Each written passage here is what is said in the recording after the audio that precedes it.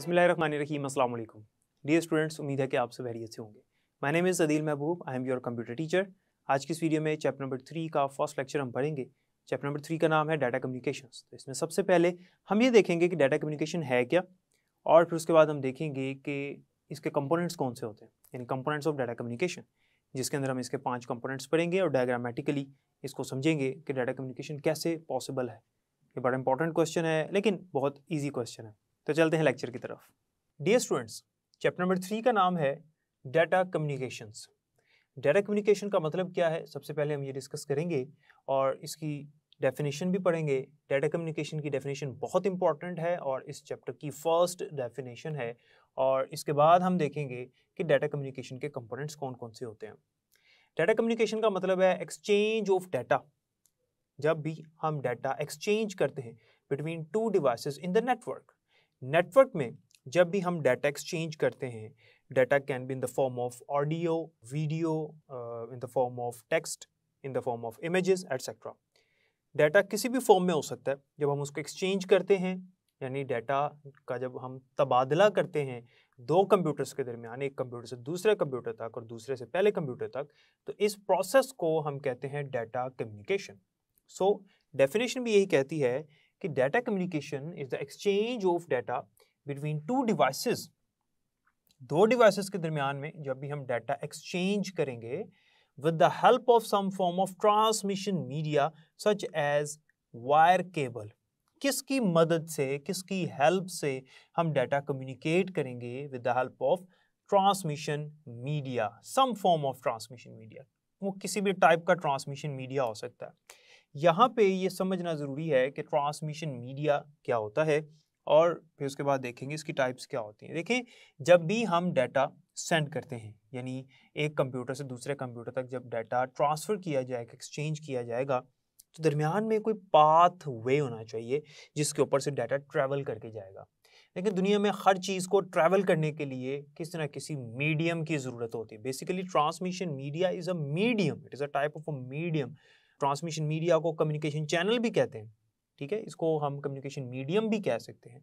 हर चीज़ को एक जगह से दूसरी जगह ट्रांसफ़र होने के लिए, ट्रैवल होने के लिए एक मीडियम की ज़रूरत होती है, और वो जो मीडियम है वो पाथ होता है जिसके ऊपर से वो चीज़ ट्रैवल करती है। अगर हम लोग ट्रैवल करते हैं, चलते हैं, तो हमारा जो मीडियम है वो है अर्थ, ज़मीन। हम ज़मीन के ऊपर चलते हैं, इसके बगैर हम नहीं चल सकते, हवा में नहीं चल सकते, हमारा मीडियम हो रहा है। लेकिन जब डाटा कम्युनिकेट होगा तो वो इस तरह से अर्थ के ऊपर से कम्युनिकेट नहीं हो सकता, ज़मीन का सहारा नहीं लेता। उसके लिए किसी ट्रांसमिशन मीडिया या किसी कम्युनिकेशन चैनल की ज़रूरत है। और याद रखिएगा, जब भी हम डाटा ट्रांसफ़र करते हैं from one computer to another computer, तो ट्रांसमिशन मीडिया जो है वो या तो वायर होती है, या तो वायर के ऊपर से डाटा ट्रैवल करता है, या फिर हमारे पास वायरलेस यानी सिग्नल्स होंगे जिनके जरिए से डाटा ट्रैवल करेगा from one computer to another computer. तो जब भी इंफॉर्मेशन या डाटा एक्सचेंज किया जाता है वो किसी भी फॉर्म में हो सकता है, ऑडियो, वीडियो, इमेज, या फिर टेक्स्ट के फॉर्म में, किसी डॉक्यूमेंट के फॉर्म में हो सकता है, किसी भी टाइप में हो सकता है तो वो डाटा ना है, तो वो इंफॉर्मेशन। तो जब भी उसको एक्सचेंज किया जाएगा तो इस प्रोसेस को हम डाटा कम्युनिकेशन कहेंगे। आज का दौर डाटा कम्युनिकेशन का दौर है, जिसकी वजह से हमारी दुनिया जो है वो ग्लोबल विलेज बन चुकी है। तो ग्लोबल विलेज का मतलब यही है कि इंफॉर्मेशन गेट करना इतना आसान हो चुका है, लोग एक दूसरे के करीब इतना आ चुके हैं, इतनी जल्दी से, इतनी स्पीडली डाटा कम्युनिकेट किया जाता है कि इस तरह से लगता है जिस तरह से गाँव में, विलेज में लोग एक दूसरे के करीब होते हैं और एक बात जो है पूरे गाँव में बहुत ही तेज़ी से फैल जाती है। तो यहाँ पर आज इस पूरी दुनिया में जो ये पूरा ग्लोब है, यानी जो पूरी दुनिया है, ये एक विलेज की तरह बन गई है कि इन टर्म्स ऑफ कम्युनिकेशन, ठीक है। तो कम्युनिकेशन के हिसाब से अगर हम देखें तो लोग एक दूसरे के करीब आ चुके हैं, तो डाटा कम्युनिकेशन इतनी फास्ट भी हो चुकी है। तो याद रखिएगा कि जब भी डाटा कम्युनिकेशन की जाती है तो इसका ये मतलब होता है कि दो कंप्यूटर्स के दरमियान में हम डाटा एक्सचेंज करा रहे हैं, और वो जो डाटा है जो एक्सचेंज किया जा रहा है वो किसी भी फॉर्म में हो सकता है, और डाटा एक्सचेंज करने के लिए हमें किसी ट्रांसमिशन मीडिया या मीडियम की ज़रूरत होती है, और वो जो ट्रांसमिशन मीडिया है वो वायर मीडिया भी हो सकता है और वायरलेस भी हो सकता है। अब यहाँ पर एक डायग्राम मैंने बनाई है और इस डायग्राम से हम इसको समझने की कोशिश करते हैं यहाँ पर एक कंप्यूटर आपको नज़र आ रहा है जो कि सेंडर है, और यहाँ पर आपको रिसीवर नज़र आ रहा है। सेंडर मैसेज सेंड कर रहा है और वो पहुँच रहा है रिसीवर कंप्यूटर के पास, लेकिन ये मैसेज किसके ज़रिए से ट्रैवल कर रहा है? कम्युनिकेशन चैनल के थ्रू, जिसे हम ट्रांसमिशन मीडिया या ट्रांसमिशन मीडियम भी कहते हैं। इनके साथ सेंडर के साथ एक डिवाइस लगी है जिसे कहते हैं इनकोडर, और रिसीवर के साथ एक डिवाइस लगी है जिसे कहते हैं डिकोडर। अब ये इनकोडर डिकोडर क्या है, ये हमारा जो आज का दूसरा टॉपिक है, इसके अंदर डिस्कशन होगी इसके ऊपर। डाटा कम्युनिकेशन जब भी हमने करनी हो उसके लिए हमें कुछ कंपोनेंट्स की ज़रूरत होती है। अब हमारा टॉपिक है components of data communication.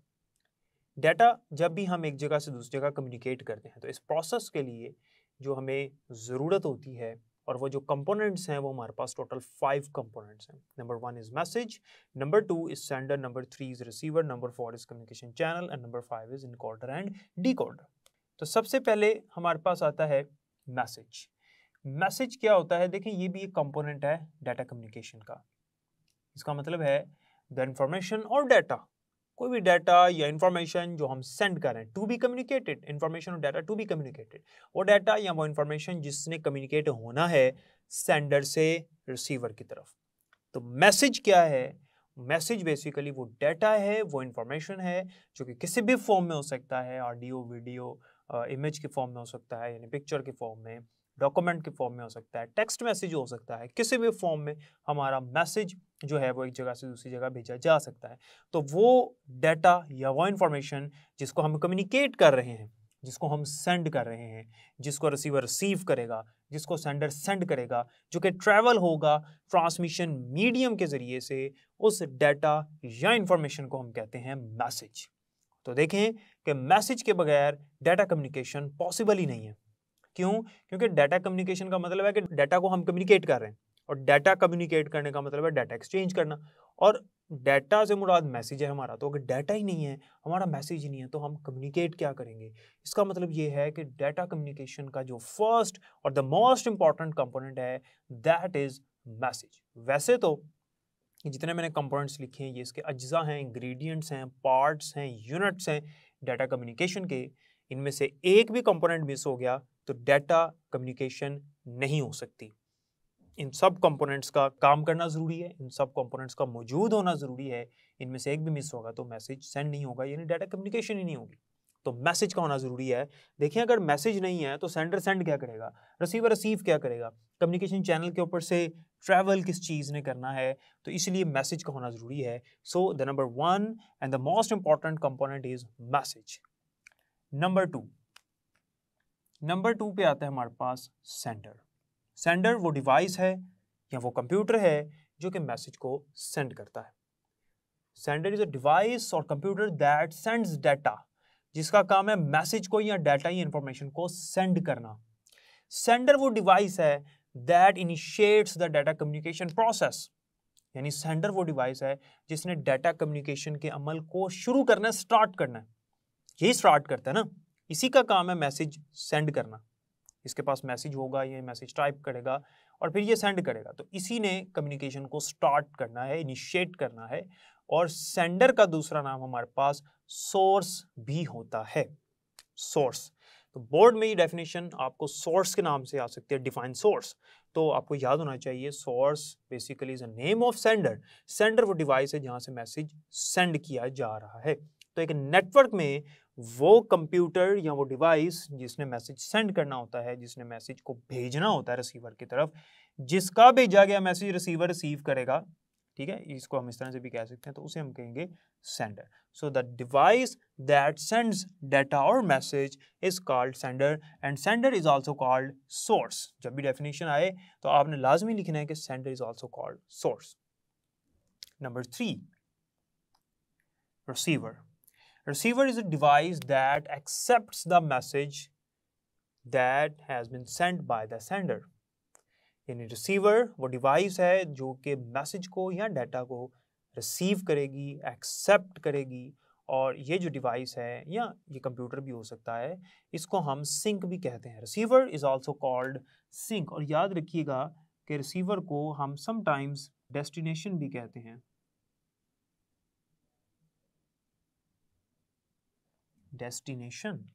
Destination से मुराद है कि वो मकाम वो प्लेस, वो जगह जहाँ पर मैसेज ने पहुँचना है, जहाँ पर सेंडर ने मैसेज सेंड किया है, ठीक है।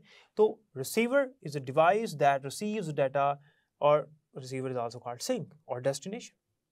और याद रखिएगा कि एक नेटवर्क में ज़रूरी नहीं है, होता है वैसे रिसीवर जो है वो कंप्यूटर होता है, लेकिन ज़रूरी नहीं है कि कंप्यूटर ही हो, कोई और चीज़ भी हो सकती है, कोई और डिवाइस हो सकती है। फॉर एग्जांपल, अगर नेटवर्क में हमने प्रिंटर भी शेयर किया हुआ है, तो प्रिंटर को अगर हम कमांड भेजेंगे प्रिंट करने के लिए, तो सेंडर कंप्यूटर जो है वो सेंडर है जहाँ से कमांड जा रही है, और प्रिंटर यहाँ रिसीवर है क्योंकि वो रिसीव कर रहा है कोई कमांड, मैसेज को रिसीव कर रहा है, कोई कमांड रिसीव कर रहा है। तो रिसीवर जो है वो कोई भी डिवाइस हो सकती है नेटवर्क के अंदर। और याद रखिएगा कि डाटा कम्युनिकेशन में ज़रूरी नहीं है कि कंप्यूटर्स दो ही होंगे, एक सेंडर है और एक रिसीवर है, बस नंबर ऑफ कंप्यूटर्स टू ही हैं, ऐसा नहीं है। Minimum number of computer two हो सकते हैं, लेकिन मोर देन टू कंप्यूटर्स भी हो सकते हैं। यानी डाटा कम्युनिकेशन की डेफिनेशन में भी हमने देखा ना कि इसके अंदर जो है वो टू डिवाइसेस होती हैं, तो मिनिमम टू डिवाइसेस हो सकती हैं, दो से ज़्यादा भी हो सकती हैं, दो से कम नहीं हो सकती। एटलीस्ट टू डिवाइसेस होनी चाहिए डाटा कम्युनिकेशन के लिए। जाहिर सी बात है, अगर एक डिवाइस है, एक ही कंप्यूटर है, तो वो मैसेज किसको सेंड करेगा, ठीक है। तो डाटा कम्युनिकेशन के लिए एटलीस्ट टू डिवाइसेस का होना ज़रूरी है, तो रिसीवर और सेंडर, एक सेंडर है और एक रिसीवर है। तो अब मुझे बताएं कि अगर सेंडर नहीं है तो मैसेज सेंड कौन करेगा, इसका होना ज़रूरी है, ये इनिशिएट करता है सेंडिंग प्रोसेस को। और मैसेज नहीं है तो मैसेज सेंड क्या करना है, इसका भी होना ज़रूरी है। रिसीवर नहीं है तो सेंडर सेंड किसको करेगा, मैसेज जाएगा किसके पास, अगर डेस्टिनेशन ही नहीं है, कोई ना कोई तो डेस्टिनेशन पे कोई डिवाइस मौजूद है ना, तो इसलिए रिसीवर भी एक बहुत इंपॉर्टेंट कंपोनेंट है, और उसके बगैर डाटा कम्युनिकेशन पॉसिबल नहीं है। Number 4, communication channel. जैसे मैंने आपको पहले यहाँ पर बताया, we have discussed earlier in this lecture कि ट्रांसमिशन मीडिया जो है, इसको हम कम्युनिकेशन चैनल या ट्रांसमिशन मीडिया या मीडियम भी कहते हैं, या कम्युनिकेशन मीडिया या कम्युनिकेशन मीडियम भी कह सकते हैं। यानी ट्रांसमिशन के लिए कम्युनिकेशन का वर्ड भी इस्तेमाल किया जा सकता है, और चैनल के लिए मीडिया और मीडियम का वर्ड भी इस्तेमाल किया जा सकता है। तो communication channel basically is a physical path by which data travels, यानी वो पाथ है जिसके ऊपर से डाटा ट्रैवल करता है from one computer to another, और वी कैन से दैट कि from sender to receiver, sender से रिसीवर तक। तो यहाँ पर जो हमारे पास कम्युनिकेशन मीडिया है उसकी दो टाइप्स होती हैं, या तो वो वायर होगा, या तो यानी यहाँ पर वायर होगी जिसके ऊपर से डाटा ट्रैवल करेगा एक जगह से दूसरी जगह, या फिर वायरलेस यानी सिग्नल्स होंगे जिनके जरिए से डाटा ट्रैवल करेगा। इसी चैप्टर में हमने आगे जाकर वायर की टाइप्स और वायरलेस की जो टाइप्स हैं, यानी गाइडेड मीडिया और अनगाइडेड मीडिया, इनको भी पढ़ना है। तो कम्युनिकेशन चैनल के बगैर भी कम्युनिकेशन पॉसिबल नहीं है। अगर मैसेज है, सेंडर है, रिसीवर भी है, लेकिन दरमियान में ना तो कोई मोड ऑफ कम्युनिकेशन है, यानी दरमियान में कोई वायर नहीं है, दरमियान में कोई वायरलेस का सिस्टम नहीं है, तो फिर डाटा कम्युनिकेशन कैसे पॉसिबल है, डाटा कम्युनिकेशन पॉसिबल ही नहीं। तो डाटा कम्युनिकेशन का जो फोर्थ कंपोनेंट है, जिसका पार्ट है, जिसका यूनिट है, वो है कम्युनिकेशन चैनल, और इसका होना भी ज़रूरी है, इसके बगैर कम्युनिकेशन नहीं हो सकती, वो चाहे वायर हो या वायरलेस हो, ठीक है।